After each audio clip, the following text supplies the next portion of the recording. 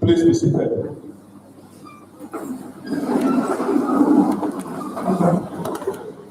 The Vice Chancellor, Taishwari University of Education, Professor Oluwole Sikiru.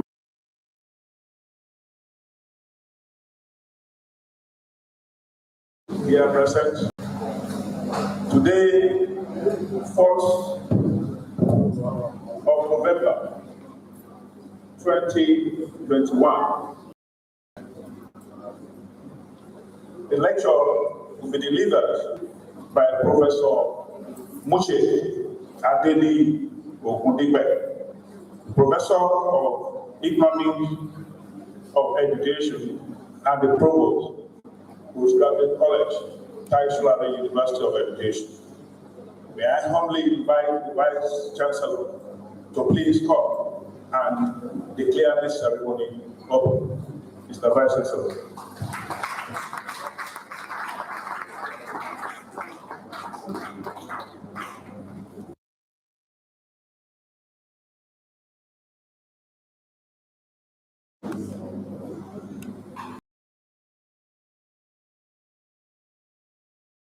Heads of institution here present, our former Vice Chancellors, all colleagues in our midst, members of the Senate, heads of non-teaching departments, distinguished ladies and gentlemen, I welcome you all to the 9th inaugural lecture of Taishwari University of Education, to be delivered by Professor Mushay Adeniyi OGUNDIPE, and by the power conferred on me by the Senate of this great university, I declare this ceremony open. God bless you.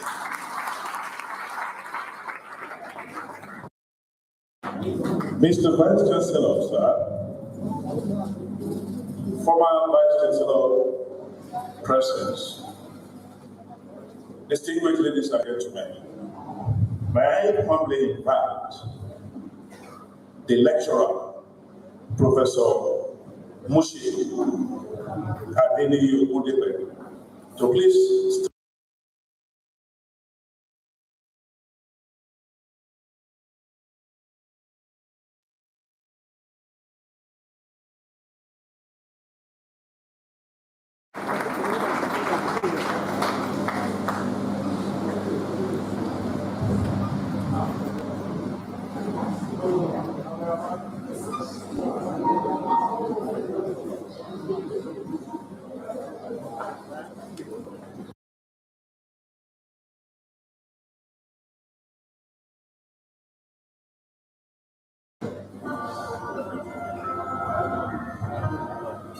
This is the profile of Professor Mushay Adeniyi OGUNDIPE.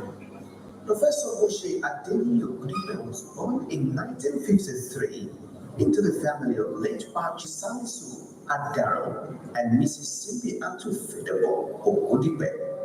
His father was the Oloritu of Odobolu Okeshomi in the Jebu from the popular Amulebulu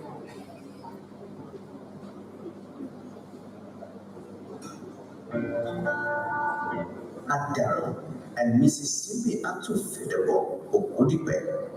His father was the Oloritu of Odobolu Okeshomi in the Jebu from the popular Amulebulu compound Odobotu Okeshomi Jebu in the Jebu North local government area of Ogun State. His mother, Mississippi Atufedebo Ni Oturuka, was a farmer and petty trader. Professor Mushay OGUNDIPE was the second child of the family. He obtained teacher's grade 2 certificate in 1973 from the funded and famous Premier Teacher Education Institution, In Nigeria, the old St. Andrew's College, Oyo, he had his first degree in economics education from University of Adeniyi in 1980, master's and PhD from the University of Ibadan in 1987 and 2000 respectively in educational management with specialization in economics of education. Professor Oliver's working life saw him through teaching at all levels of education, from primary to university level. After a brief spell as a teacher at primary and secondary school levels, he joined the services of the Old Augustine College of Education as economics lecturer in 1984 and rose to the pinnacle of his career in 1998 as chief lecturer. On the transformation of the college to university in 2005, he was right placed as senior lecturer in the university, promoted associate professor in 2010 and elevated to the full professorial chair in October 2013. He has occupied numerous and diverse administrative and academic positions of responsibility in his career, both as lecturer in the College of Education and in the university. Such positions include head of the Department of Economics for several times, pioneer director, Center for Human Rights and Gender Education, pioneer director, Distance Learning Institute DLI, director, Center for Part-Time and External Programs CEPEP, coordinating director and head of Social Campus of the university. He is presently the chairman of Committee of Provosts, Deans and Academic Directors. Professor OGUNDIPE assumed office as the third Dean of School of Postgraduate Studies in May 2018. On upgrading the school to a college in September 2019, he became the first provost of the postgraduate college, by virtue of which is the current chairman of the university's postgraduate college board. By virtue of his being the provost of the postgraduate college, he is a member of the Committee of Provosts and Dean of Postgraduate Colleges and Schools of Nigerian Universities. He served this committee to actualize the establishment of the Doctoral Academy of Nigeria in September 2021. Professor OGUNDIPE served as a member or chairman in various committees at college and university, including 4-time membership of the governing councils of both the college representing academic board and the university representing senate. Professor OGUNDIPE belongs to a number of local, national, and international professional and academic associations. They include Association of Nigerian Economics Educators (ANEE), Nigerian Institute of Management (NIM), National Association of Educational Administrators and Planners (NAEAP), the International Society for Educational Planning (ISPP), Nigerian Economic Society (NES), and American Economic Association (AEA). During the course of his academic endeavor, he had the opportunity of visiting virtually all the states of Nigerian Federation. He has visited the following: Accra, Harare, Johannesburg, Durban, Pretoria, Dakar, and Addis Ababa in Africa, Amsterdam, and London in Europe, Jeddah, Medina, and Mecca in Middle East, and Regina, Montreal, Halifax, Edmonton, Calgary, Vancouver, Toronto, Ottawa, Winnipeg, Quebec, Chicago, Dallas, Seattle, Los Angeles, St. Louis, Atlanta, Austin, Orlando, and Miami, all in the North America. As a seasoned academic, Professor OGUNDIPE has more than 50 publications in terms of books, chapters of books, local and international journals, and public lectures. His writings are mainly in management and economics, with special focus on economics of education. Professor OGUNDIPE is happily married to the Dr. Alhaji Chief Ololade Biminiyi OGUNDIPE, a lecturer at Taisolari College of Education, Ogunjebu. He is blessed with many children. Distinguished ladies and gentlemen, please receive Professor Mushay Adeniyi OGUNDIPE.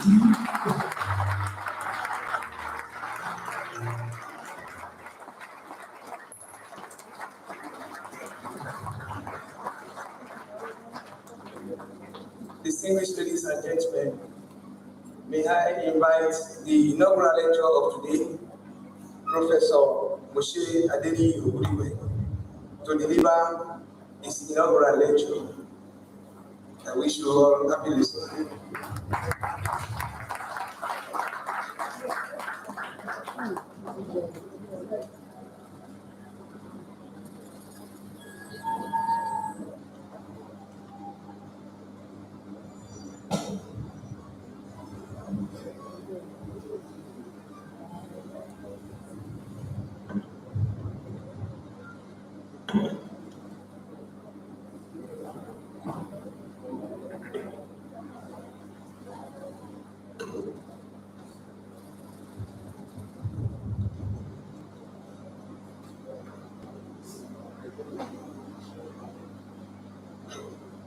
The Vice Chancellor, the Deputy Vice Chancellor, the Registrar, the University Librarian, the Bursar, the Provost of the Postgraduate College, the Dean of the College of Specialized and Professional Education, Deans of other colleges, and of the Student Affairs, fellow professors, other distinguished members of Senate, all academic and non-teaching colleagues,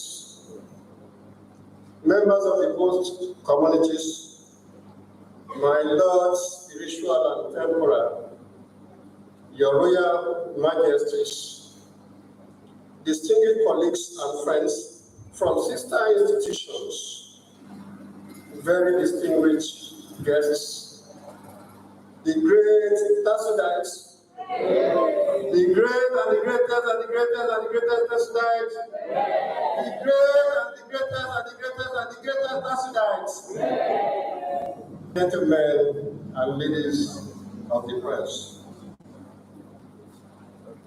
I also be lying to the regime. Bismillah Rahman Rahim. I seek refuge in Almighty Allah from Satan, their cost. All glory and adoration to Almighty Allah, the Lord of the universe. Honor the day of judgment. He alone is to be worshipped, who by his mercy made this day a reality. It should be noted that the previous date fixed for this lecture was 6th August 2020. But the dreadful COVID-19 pandemic was at its full gear, ravaging the whole universe as at that time. I want to give preliminary appreciation to the university management and the Senate under the leadership of the acting Vice Chancellor, Professor Banjo, for rescheduling the dates to give me this second opportunity that is coming to reality presently. It may be new to many that are here that TASU is an institution with a formula that is 128, meaning that as a university of education, it is the first of its kind in Nigeria, second in Africa, and 8th in the world. Similarly, this lecture has a formula. The formula is 9421, meaning that it is the 9th in the series of inaugural lectures in the university, the 4th in the College of Specialized and Professional Education, the 2nd in the Department of Educational Management, and the 1st in the Economics of Education unit. This makes this lecture to be the first to be delivered by the first professor of Economics of Education in this great university.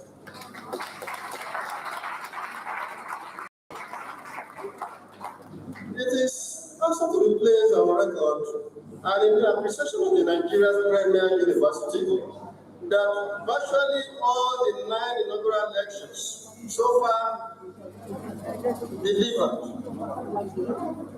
in this university, virtually all of them obtained their PhD degrees from the University of Ibadan, except just 2. In this case, 7 out of 9 of us that have delivered so far graduated from the famous UI.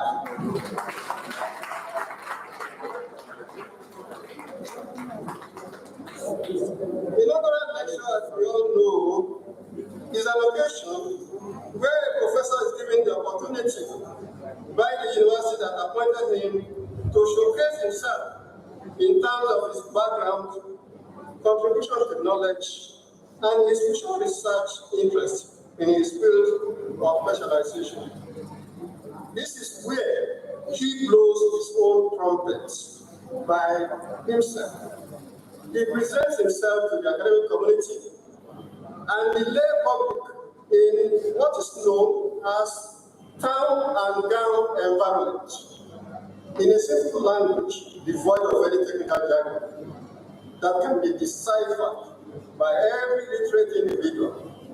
It is therefore my honor and with avowed gratitude to Almighty Allah that I stand before you today to pay my academic dues, after which I know the Vice Chancellor will discharge and acquit me with fanfare. Mr. Vice Chancellor, sir, all countries and nations of the world have a way of transmitting knowledge to their present and future generations.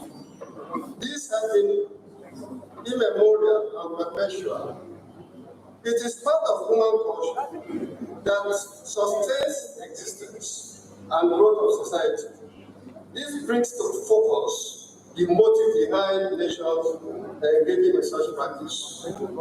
In this distinguished audience, we cannot find a single individual, no matter the age or status, that has not gone through this age-long human culture and tradition.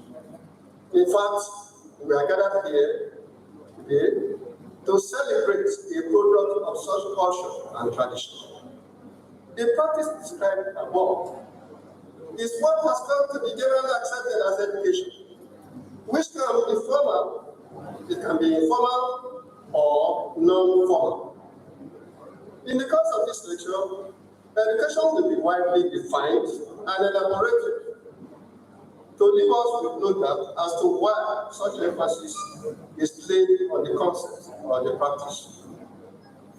In my brief resume presented in the commentary shortly before now, no one is left in doubt as to my specialization in the field of educational management.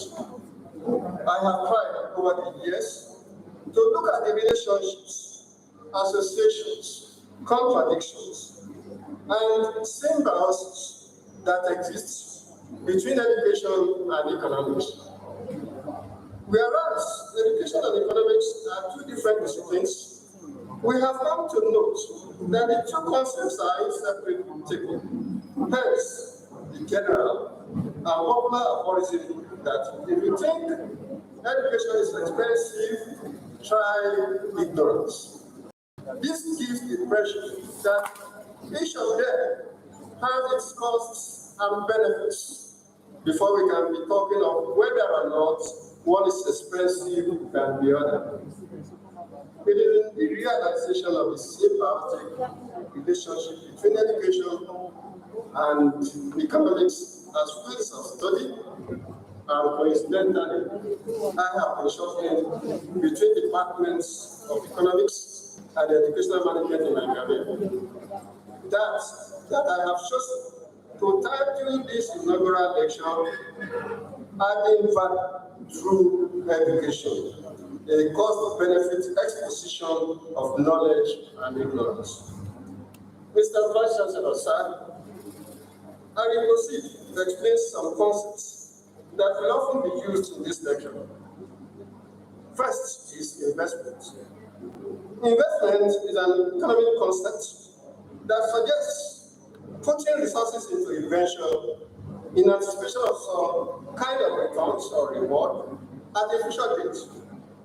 The various funds, individuals, corporate organizations, communities, and nations tend to put their resources in anticipation of higher yields of benefits and income in the future. And such resources include stocks, bonds, mutual funds, bank products, annuities, pension funds, education, insurance, health, travels, etc. Next is value. Oxford Language Dictionary defines value as the regard that something is held to deserve, the importance, worth, or usefulness of something. It can be seen as the monetary worth of something or a fair return on something that is exchanged. Its synonyms include worth, utility, or importance. Value added. Simply defined, these economic enhancements a company gives its products or services before offering them to customers. It is also the additional input that improves the initial condition of a product or service. Education is a concept. If you define it as a concept, that will be used interchangeably with knowledge, while lack of it is considered as ignorance. Education as a practice, that is, it means that it has to do with teaching, training, demonstrating, explaining, illustrating, discussing, researching, exploring, and investigating. Process. Education as a process, it is a process of facilitating learning or acquisition of knowledge, skills, values, morals, norms, beliefs, and habits. Education as a function relates to engaging the individuals within the society to imbibe the moral values, training, and skills that are useful and peculiar for survival in a cultural environment. Education as a social service means that it is essential application of the society, that is, government of the public, to provide basic education and beyond for all its citizens, irrespective of its cost, because of the inherent collective benefits derivable from it by the society. Education as investment is when education is viewed as a commodity, where one can add value to it by expanding in training, skill improvement, knowledge acquisition, and in anticipating of returns on such expenditure at a future date. Education, its costs and benefits. Education, or the process of acquiring knowledge, requires that some costs are borne by the recipients and the society. Such costs can be classified as direct or indirect, or classified as social or private. Similarly, the benefits of education can be direct or indirect. It can be private or social. All this will be explained later in the course of this lecture. Now let us look at ignorance, its costs and benefits. Mr. Vice Chancellor, sir, ignorance, simply defined, is a state of not being informed. It can be elaborated further by considering it as a condition where one is not sufficiently exposed to a phenomenon or knowledge. Ignorance, as it is often negatively connoted, may not outrightly be a bad situation. At least it is a precursor. It comes before knowledge. If you are not ignorant, maybe you not be thinking of acquiring knowledge. It is when a state of ignorance is noted or experienced that one thinks of a way to acquire the necessary knowledge, in which case ignorance is a prerequisite to knowledge. What are the causes of ignorance? They include, but not limited to, the following: arrogance, lack of information, lack of proper understanding, carelessness, inability to think widely and deeply, lack of analytical power, inability to face reality or facts, laziness, access to false and unverified information, hatred, poverty, illiteracy, and so on and so forth. The cost of ignorance can be imagined, but best estimated after the knowledge has been acquired. In economics, emphasis is placed on opportunity costs, that is, real cost of mortality or alternative cost. The cost of ignorance is what is lost as a result of not acquiring knowledge when it ought to have been acquired. Now, is ignorance devoid of benefits? The benefits applicable to the ignorant can be assumed to be the disadvantages of being educated. This is difficult to tackle.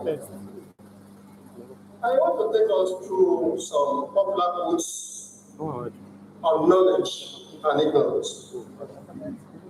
Benjamin Franklin said, "An investment in knowledge pays the best interest." Kofi Annan, the former Secretary General of the Union, said, "Knowledge is power. Information is liberating. Education is the premise of progress in every society, in every family." Mandino said, "Take the attitude of his students. Never too big to ask questions. Never know too much to learn something new." And of course, there is a blog that I want to quote. That blog that is sayispoint.com. Knowledge has a beginning, but no end. The last I want to quote in the case of knowledge is that by that probably the greatest philosopher, Aristotle. He said, "The roots of education are bitter, but the fruit is sweet." If we look at all those quotes from these authorities, we can as well look at what some philosophers said about ignorance. What they say about illiteracy and ignorance. "Beware of the man of a single book," that was said by Thomas Aquinas. Thomas Becker said, "Ignorance is a knowledge illiteracy." While Joseph Brodsky said, "There are worse crimes than burning books. One of them is not reading them." And Thomas Jefferson said, "The man who reads nothing at all is better educated than the man who reads nothing but newspapers." And Abdul Qadir Khan said, "Hatred, intolerance, poor hygienic conditions, and violence all have roots in illiteracy." From the quotes, we can see that the philosophers were trying in their various ways to summarize either the benefits or returns accruable from knowledge and education, or heavy costs or losses incurable from illiteracy and ignorance. Mr. Vice Chancellor said, a review will be made into how economists come to conclude that economic principles can be applied to investment in education. An explanation will be also created into how costs and benefits of education can be estimated in order to determine the worthwhileness or otherwise of investment in education. Investment in man. Different explanations have been given to the concept. Investment in man. Over the years, for example, Schutz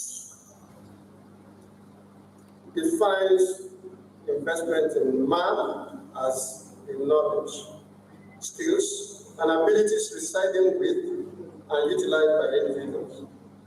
Excuse me, thank you.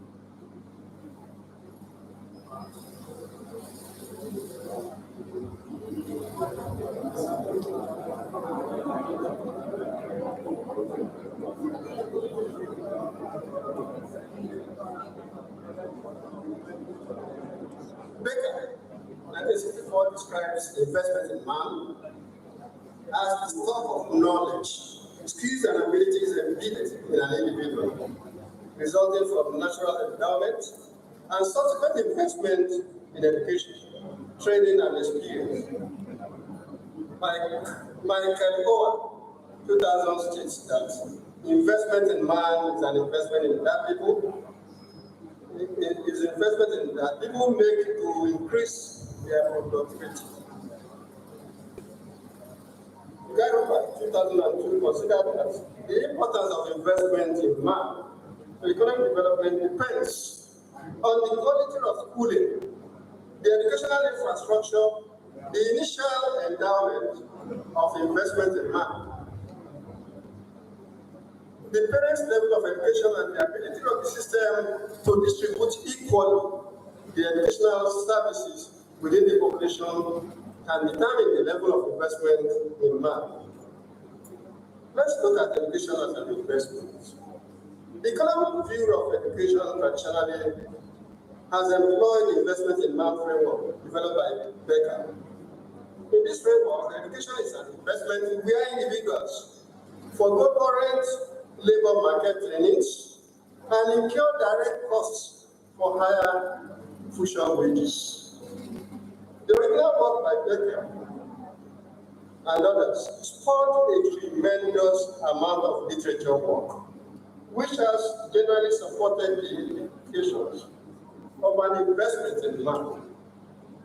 However, investment in education competes for limited public and private resources. The challenge of expanding educational opportunities while maintaining their quality and ensuring their equitable distribution can be linked to questions of education finance.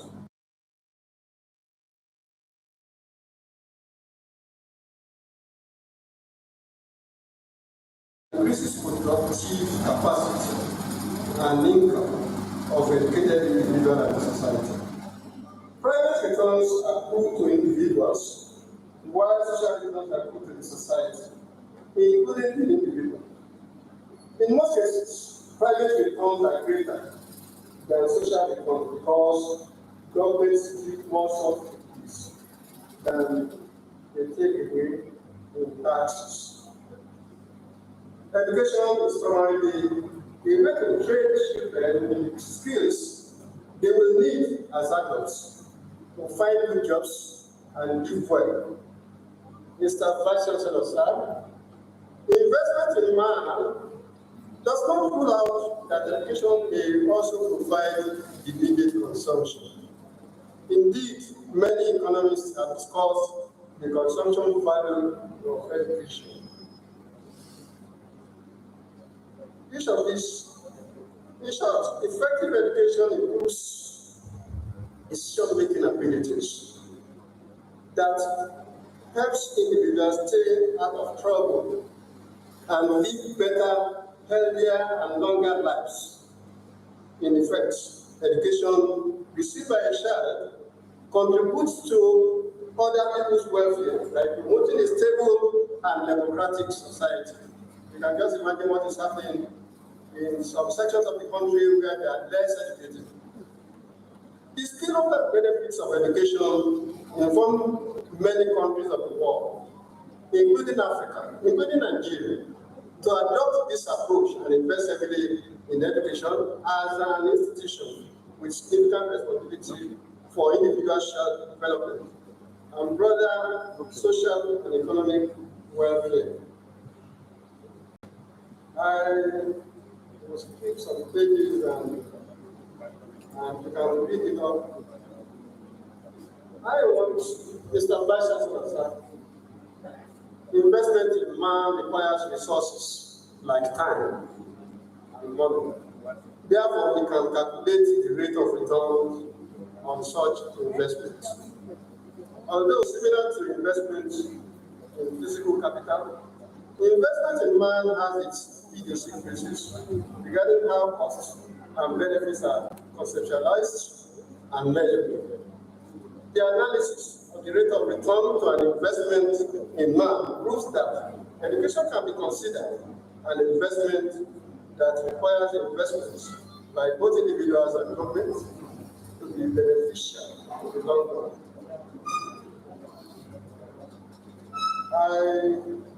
It is important to note that rate of return analysis is one of the most potent measures of determining the costs and benefits of education.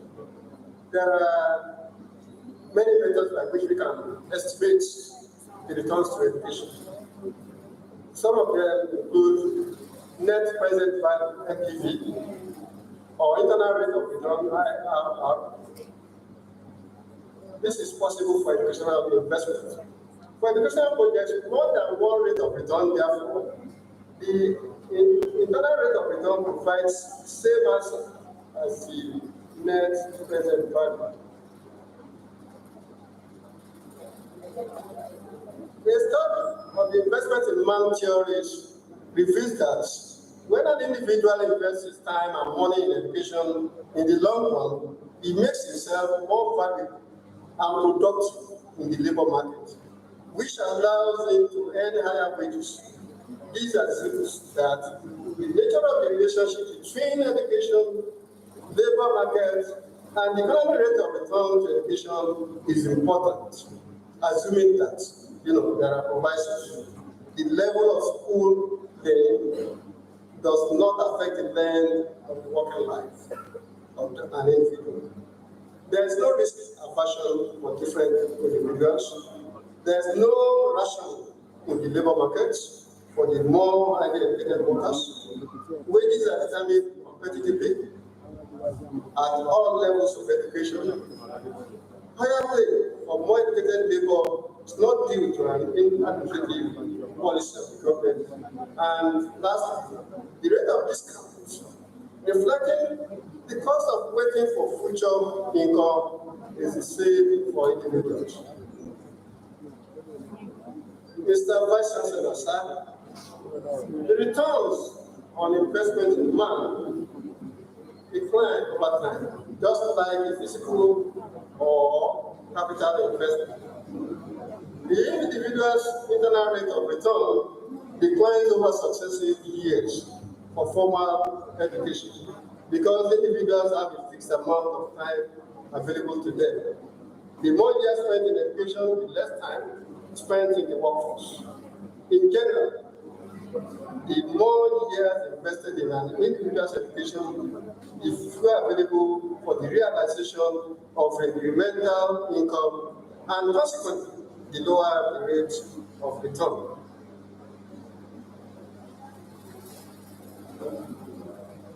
In general, as said earlier at the beginning of this lecture, there are two general types of costs of investment in man: direct costs and indirect costs of education, which are termed as the foregone earnings in the learning process.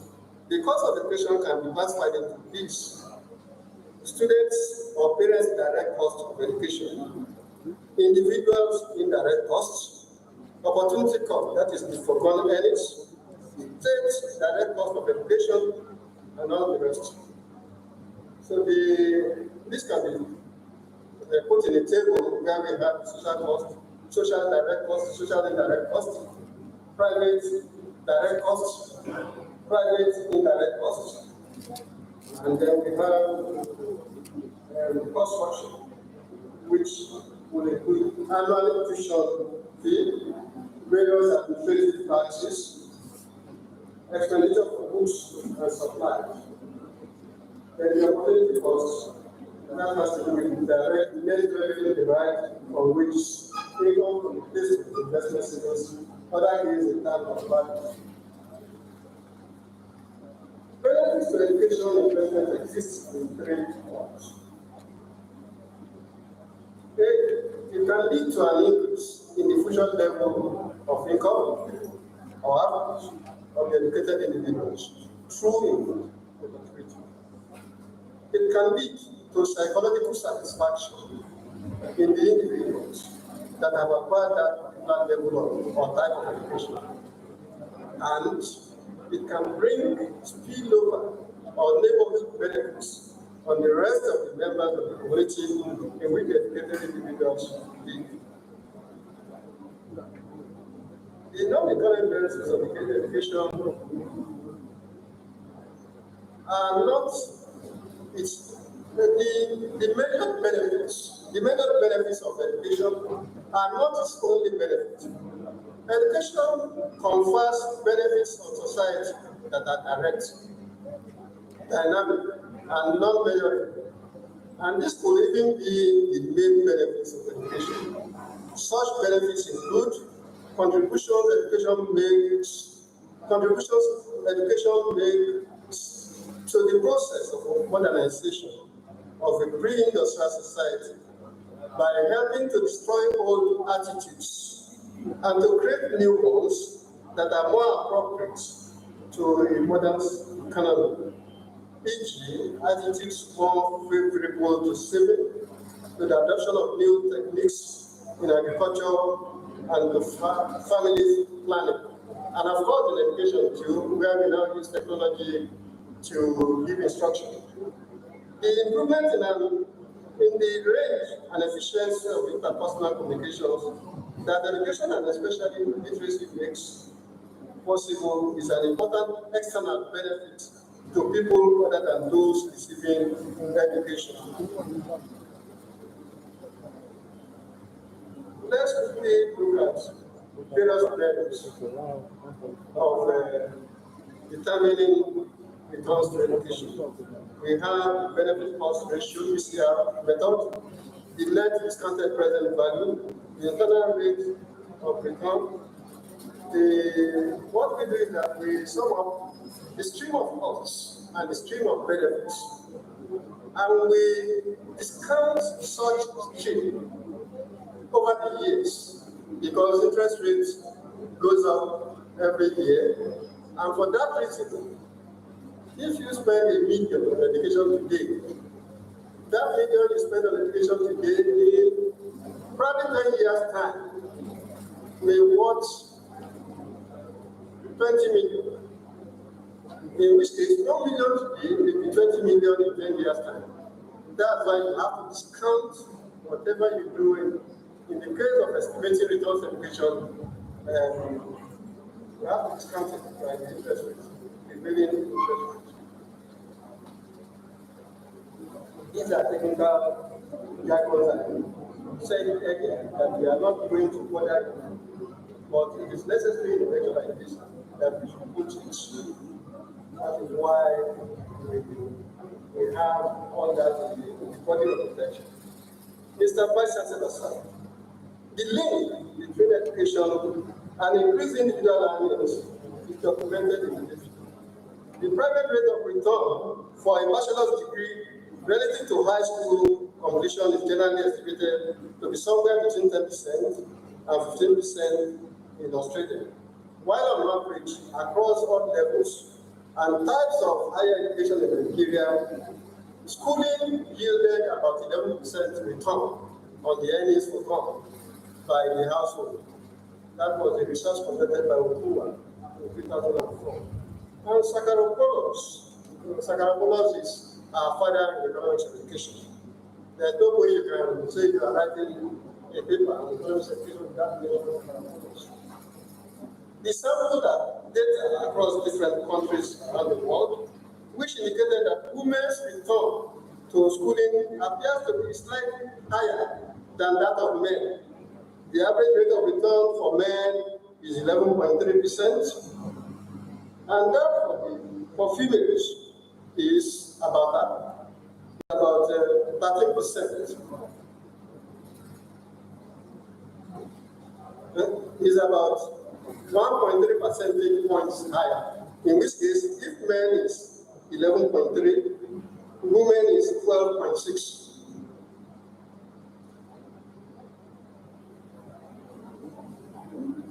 Mr. Vice Chancellor, sir, despite the direct effect of education on earnings, it has been observed that education influences other variables that impact personal income. Either for the educated person directly or for other persons in society. There is abundant evidence on specific externalities and indirect effects of education. These indirect links are mostly documented concerning externalities within the context of the family. The link between health and education is well documented in the literature. In this context, parents' education, particularly mothers, leads to better health and nutrition, influencing children's education achievement and attainment. Mr. Vice Chancellor, sir, Becker argues that the skills and experience increase the worker's output, thus increasing his or her value to the employer. Therefore, the way the worker is paid is not only compensation for the time a person spends working for the firm, but also compensation for the use of an individual's investment in man during the time spent working. The investment in man is rented to the employer during this time. Both investment in man and higher education have their advantages for individuals and societies. When years of schooling, learning and experience of the worker are increased, it has a positive effect on the wages of individuals.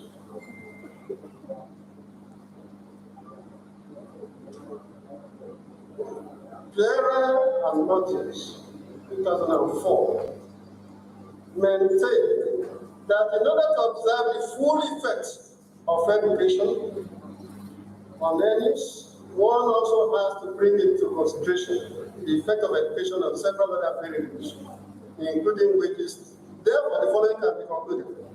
To obtain the full effect of education on private economic returns, one should be careful not to include in the wage equation covariates whose values can depend on education. In the extreme case, one should only regress the wage in education. If one includes in the regression covariates that depends on education, then the coefficient,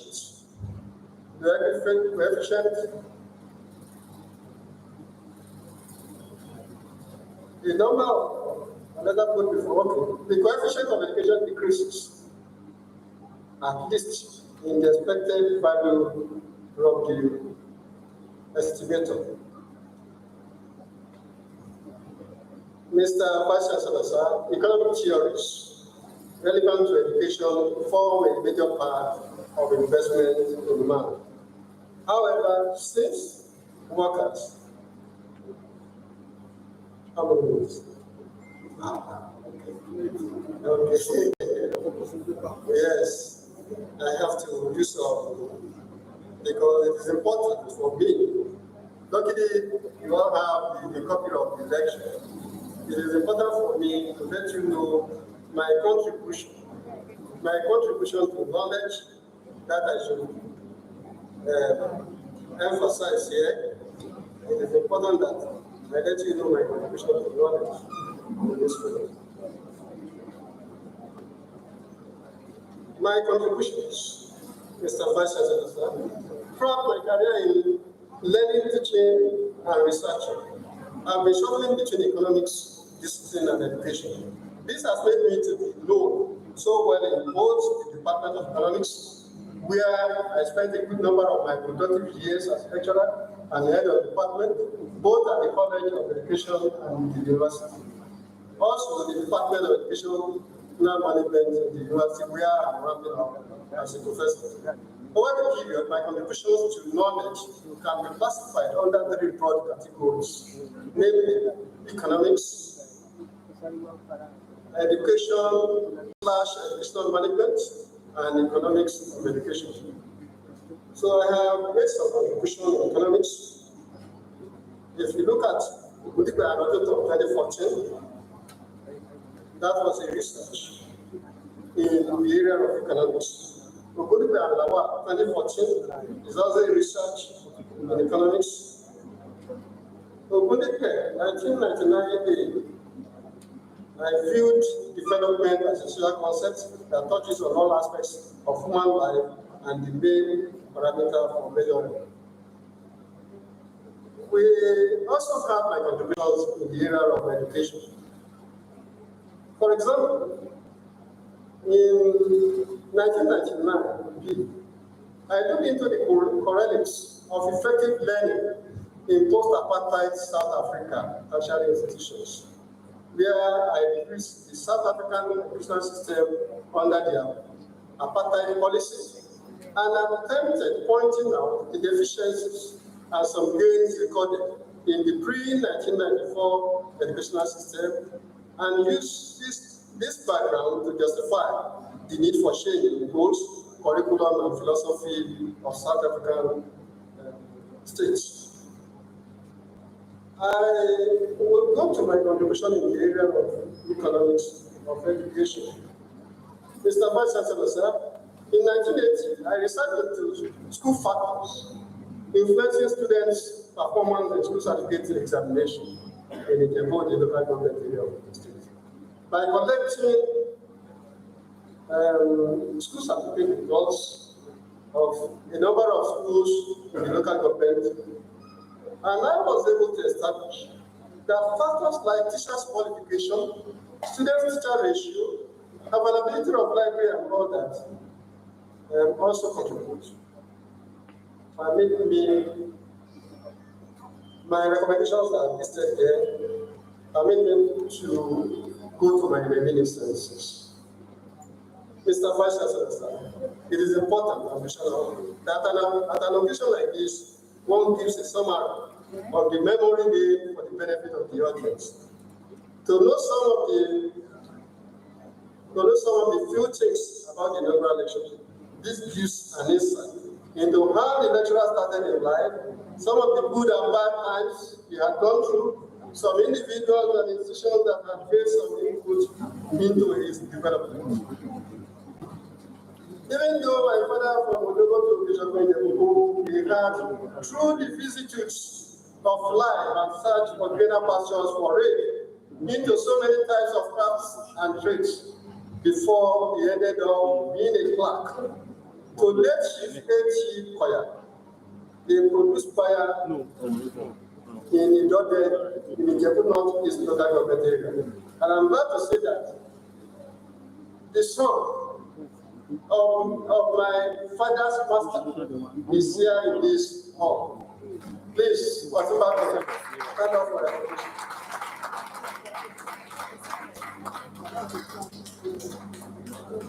My father eventually planned to trade and became independent police buyer on his own. And on his demise in 1993, he left 7 of us as children. With gratitude to God, all the children are still living. In fact, all the male children he left behind are present at this ceremony. My mission is to achieve.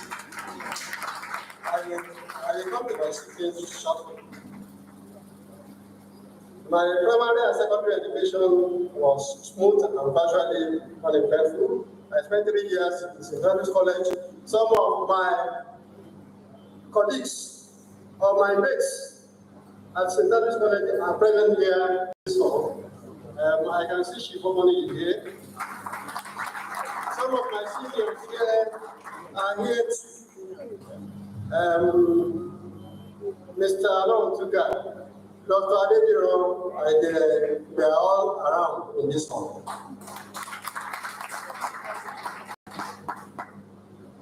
My time is almost over, but there are certain sections we want to hear something about, and I have not mentioned them. If I do mention them, I will ask for extra 2 minutes. I will ask for extra 2 minutes.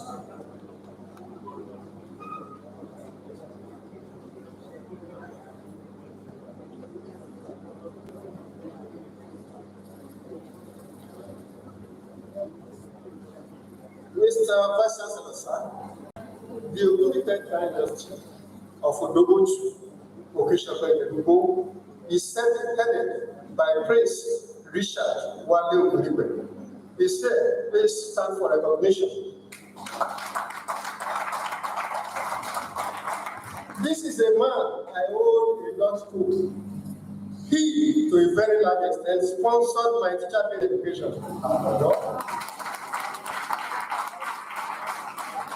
And education at UNIPE, with his little income as a salary earner in the factory in Lagos. May Almighty Allah reward him abundantly. Other members of the dynasty include Mrs. Mulika Tui, Oshikwale Dixon. That is number 3, another moment. Dr. Tony Ogunipe, who has demonstrated, Dr. Tony Ogunipe, please stand for recognition. Dr. Tony Ogunipe, who has demonstrated within the family his capacity and capability to love and assist generously in anything that may concern Ogunipe blood. Look at the emphasis, Ogunipe blood. May his wealth never cry. He is truly a pillar of support to me, in particular, and to the Ogunipe family in general. Mrs. Odoaka, the Ogunipe Bible is not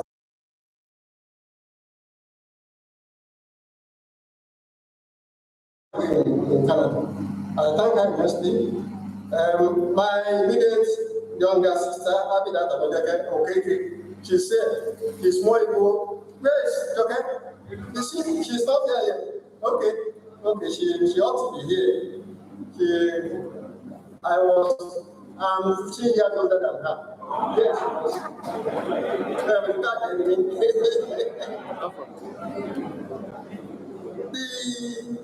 The baby of the house, not mom.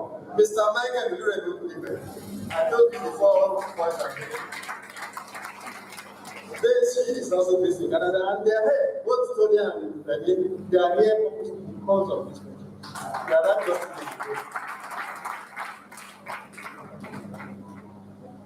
the following are the direct fruits of my work. I've been known to Adeniyi, and I've been fataya at the Empirical. I've been known to that's my first fruits. She's alumnus of this university called Ibadan certificate. She read mathematics there. Her younger sister Khadija Adeniyi and Surajide Mayoko Adejatu. They are in Canada. They are not able to come from one reason or the other. We have Isaac Adedamola Ogunipe. Where is he? Not here yet. Abdul Hamid Adedotun. Aisha Adedoni, please stand up for recognition. Adeniyi is one of our students here in computer science. She is in 300 to 400. Then we have Bilman Lai Adedabira. Miriam Adedumininu. And my last child.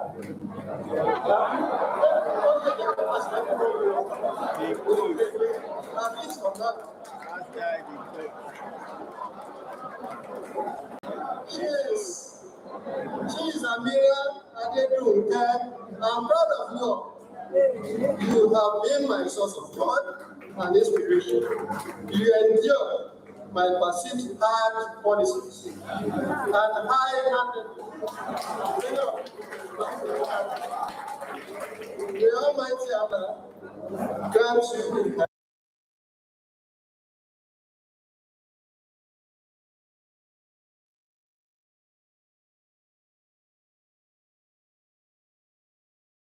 The goal-getter, woman of virtue, my jewel of inestimable value. Please stand up for recognition and larger. She, Adeniyi,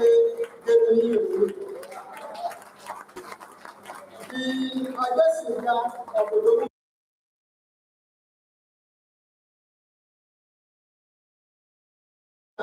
care of the family, keeping the family together at all times, and for managing a bit difficult spouse.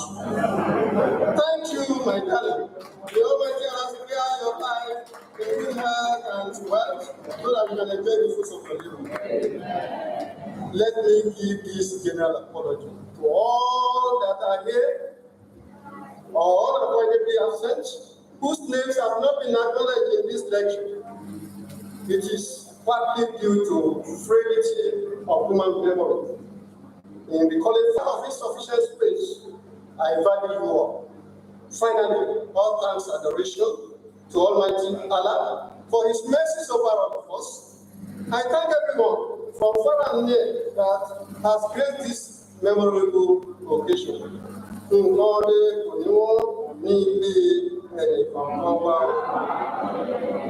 Mr. Vice Chancellor, permit me to end this epoch presentation with a quote from the Holy Quran, Surah Al-Rahman, chapter 55, verse 13, which says,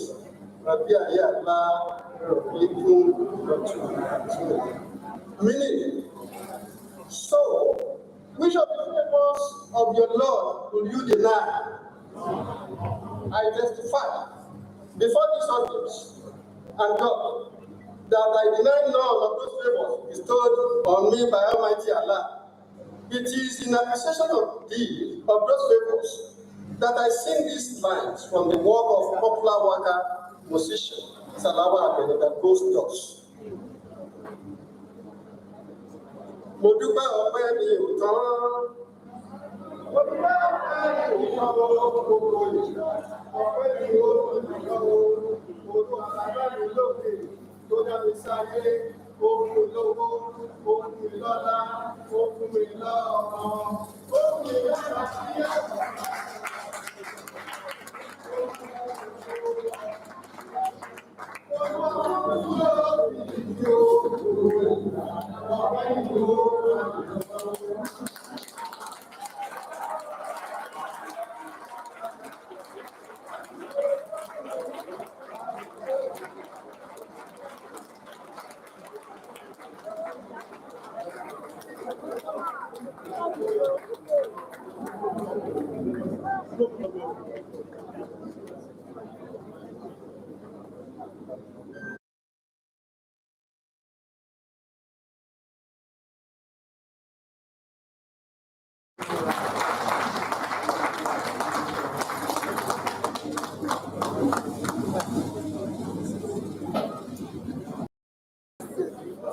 The Honorable Commissioner for Education and Technology Visits, Professor Adeniyi.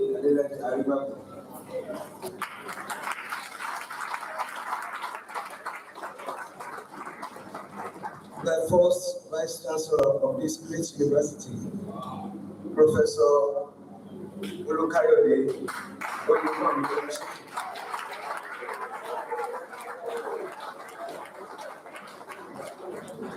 All heads of sister institutions here present, Your Royal Majesties, distinguished ladies and gentlemen, I want to highlight certain things that emanate from the lecture just delivered.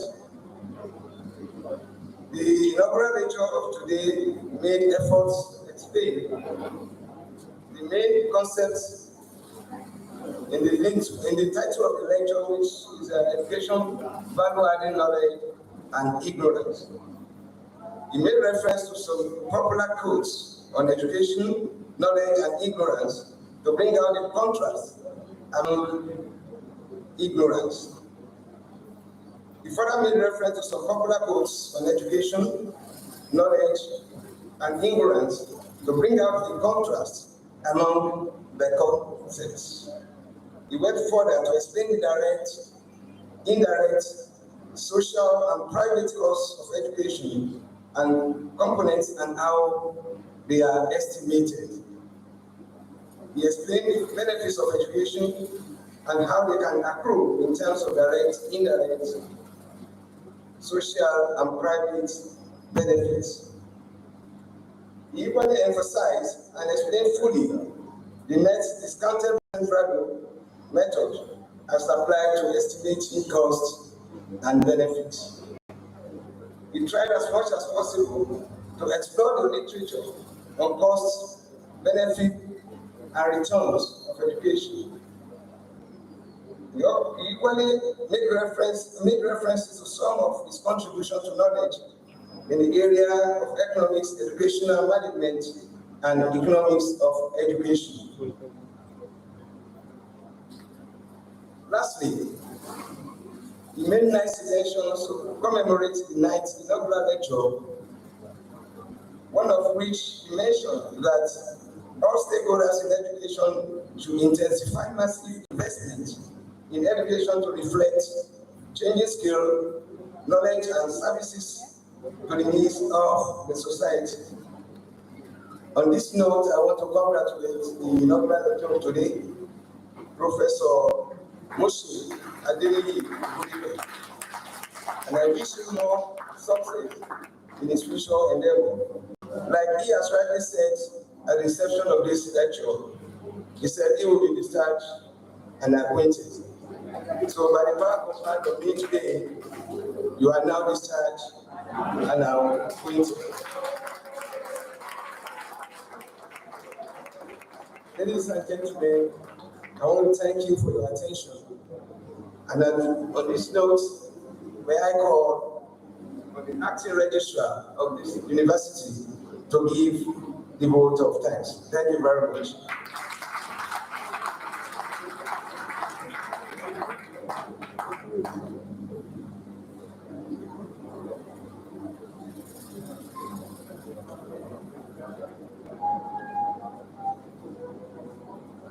Mr. Vice Chancellor, sir, distinguished ladies and gentlemen, I've been asked to come and deliver a vote of thanks. But before doing that, I want to quickly recognize some of the eminent personalities that are here present. There are many, and may I crave the indulgence of the Vice Chancellor and our guest that I will not be handling that in any particular order, so that I will not be accused of breaking protocol. However, I have a very long list of our eminent personalities here. The first person I want to recognize was a former deputy governor in Ogun State. And he was also a senator representing Ogun East Senatorial District. And I must mention from Ijebu, the same town with the inaugural lecturer. I'm talking of His Excellency, Alhaji Senator Benga Kaka.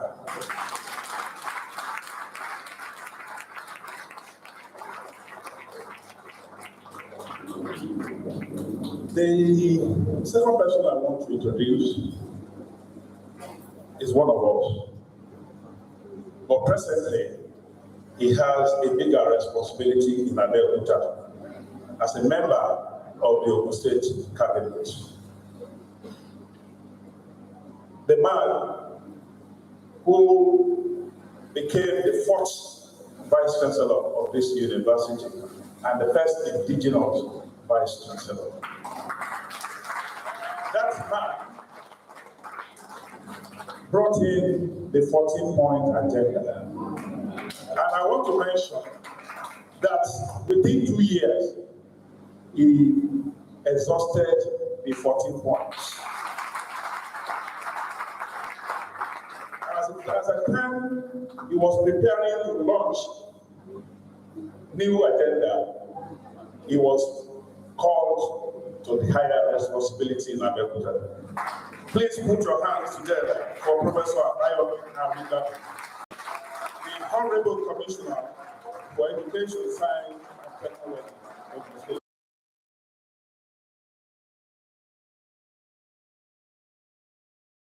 We have here too somebody who was at a point a former commissioner in Ogun State Cabinet too. That man is a traditional title holder in the land. He was the former commissioner for information. By now, you should know I'm talking of Chief Fasi Adeniyi Yusuf. You're welcome, sir. Yes, the next person I want to introduce laid the foundation of this university.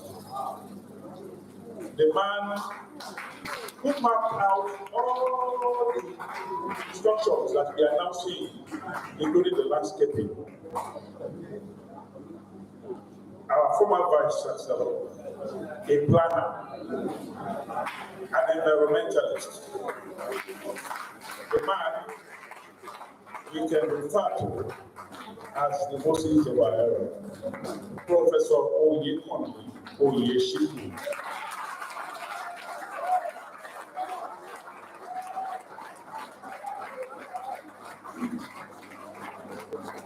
We also had here Professor Abolale Akeredoluwale, Deputy Vice Chancellor, representing Vice Chancellor of Federal University of Agriculture, Abeokuta.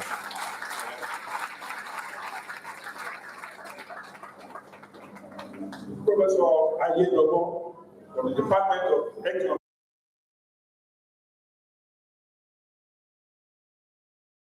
Seat of power. University representing the Vice Chancellor.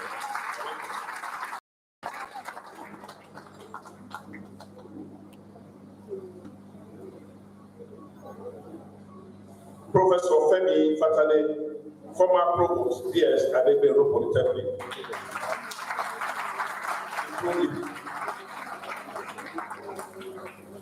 He was actually sent from here to go and deliver our mandates. Oh, sorry, Ogun State mandate in Italy.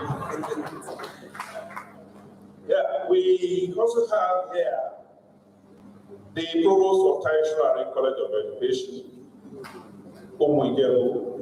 Dr. Adiola Kiadeshe. You're welcome, sir. Dr. A.I. Oyetaki, Associate Professor of Economic Education at Adekunle Ajasi University, Akungba. Mrs. Kukola Makinde, Acting Registrar, Tertiary College of Education. His Royal Highness, Oba Adeleke Tomi Toku, Bejeroku of Okeago. Bejeroku, I missed that.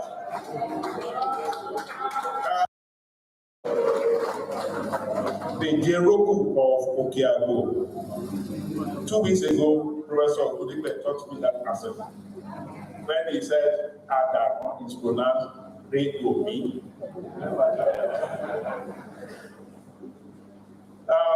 We have Real Majesty Oba Abdurrashid Banjo Olokine of Ojowo. Chief O.B. Okuboyeyo, Senior Advocate of Nigeria, Chairman of Ogun State Elders Council. You're welcome, sir. High Chief Rojaye Olubode, Baale of Idode Ijebu.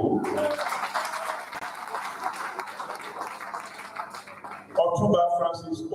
Odutuga, former Acting Registrar, Tertiary University. Mr. Gbenga Olusanya, Bossa, Tertiary College of Education, Ogunjebu.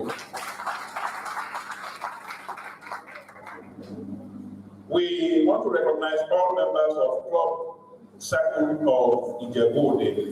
You are here, please stand up for recognition.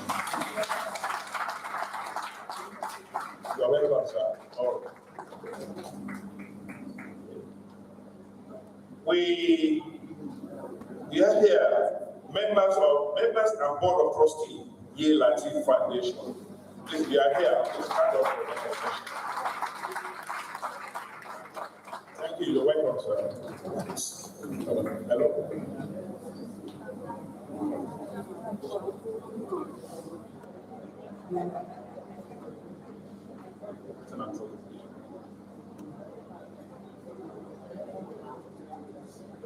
Professor, oh, sorry.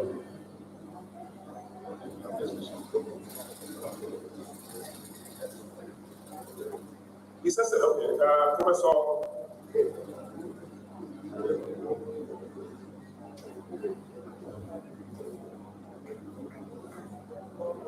We have here too the principal of secondary school, Mrs. Catherine Olani. Our school celebrated 25th anniversary some weeks ago, and I was there when the Vice Chancellor was asking in his speech, how come a university of 15 years, having a secondary school, celebrating a silver jubilee? Of course, that tells our history. That is the history of our university, where we are coming from. And I think the principal, congratulations, and please extend that to your students and the board. Thank you very much. We have here the immediate family of the inaugural lecturer. He has done the introduction, but protocol demands that the university should recognize him. And so, I will not waste your time describing Madame again. The owner of the dowry has actually given very apt description. So I'm just going to mention that Dr. Mrs. Olola Adeniyi Ogundipe, the jewel of inestimable value of the inaugural lecturer. Thank you, Madam. You're welcome. Adeniyi Aminat Badebo, daughter. Adeniyi Kadigat Adejati. It's not here, okay. Adeniyi Isaac Ogundipe. Adedotun Abdulhamid Ogundipe. Adedoni Aisha Ogundipe. Adedabira Ridwan Ogundipe. Adedumilinu Mariam Ogundipe.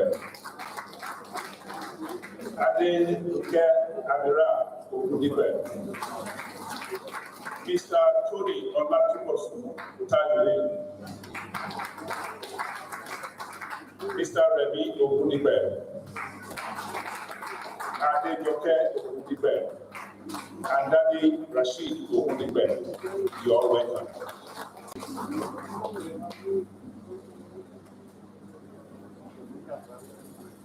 We also have here one of our own, and we have to mention him because he has also gone out to administer an institution.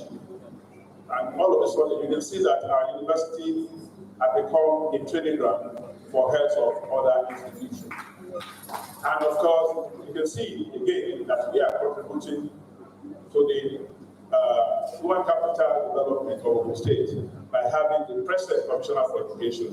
So I want to also recognize Professor Dion, former Provost, National College of Education. Yeah, thank you very much for your welcome. We also have here a man who is a top-notcher in the political arena of Ogun State.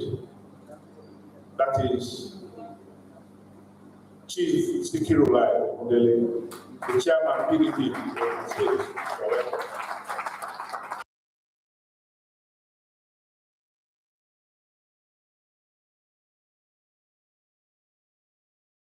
Studies, Dr. Daudu, MA, Deputy Provost, our college, representing the Provost. You're welcome. Thank you very much. And the Registrar, Mr. S.A.O. Uyidin, Registrar, our college. You're welcome. We have Pastor Mike Tosin, Okweyibo. Yeah. Thank you very much. You're welcome.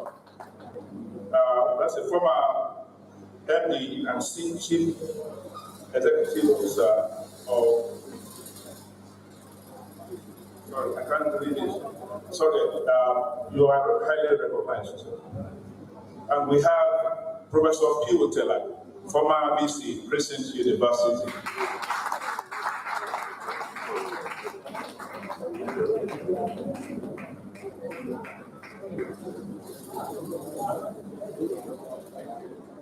Distinguished ladies and gentlemen, we want to humbly appreciate your coming to honor us for our invitation for this program. We have mentioned the names of some eminent personalities that are here, and I want to believe that there will have been some omissions. So I want to beg for your forgiveness if you have been omitted. At least, please, it is not an intentional act. Sorry for that.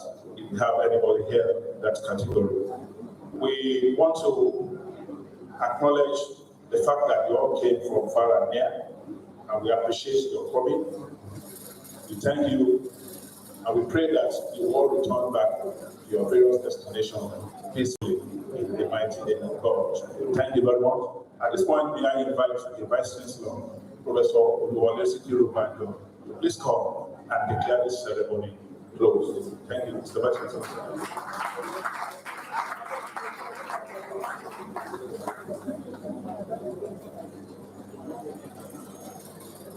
Good afternoon, ladies and gentlemen. By the power conferred on me by the state of this university, I declare this ceremony closed. Thank you very much.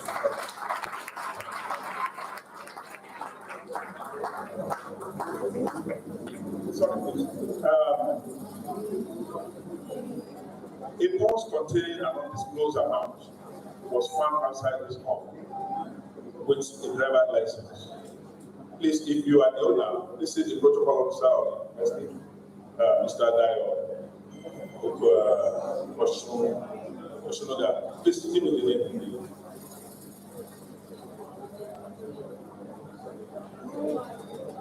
We can discuss the name of the identity. This is the protocol officer of the university. Thank you.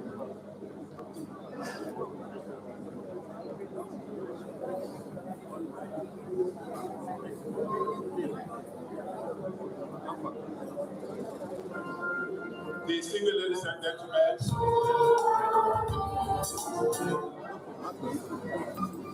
the procession could take a reverse order while we remain standing, and so we call for the national anthem.